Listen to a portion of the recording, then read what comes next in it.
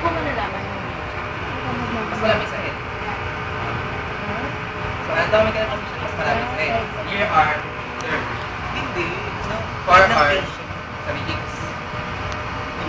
So, sa kamay, dapat ganito.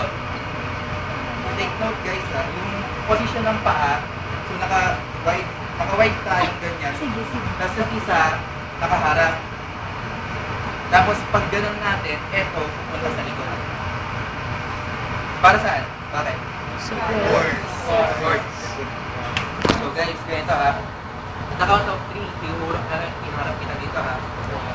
Wow! 1, 2, 3. So makikita nyo, si Kuya, magiging initial position niya, ganito. Diba? So ito ang skills. Usually nakaganyan. Tapos ito, nakaganyan. Pero anyway, ayun yung ideal na swing position. So, tayong comfort lang. So guys, pwede tayo maglagay ng punan dito. Lagay ng punan underneath. Tapos, syempre, tingnan natin kung nakagitna naman yung pillow ni Kuya. Tapos, after nun, na-check nyo, side raise. Hindi ba siya? After po i-turn, After i-turn, check nyo muna kung basic life. Tapos, saan pwede ilagay yung pillow.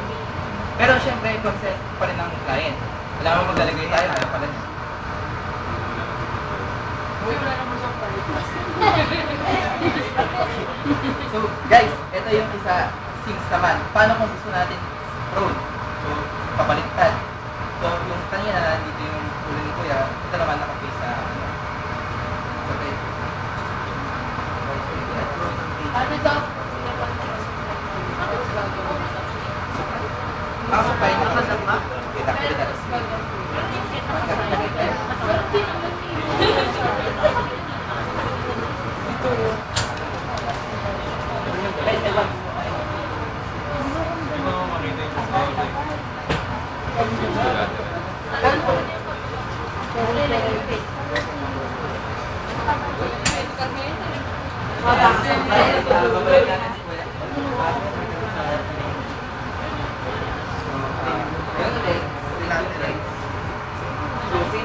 Sa center po ibalik sa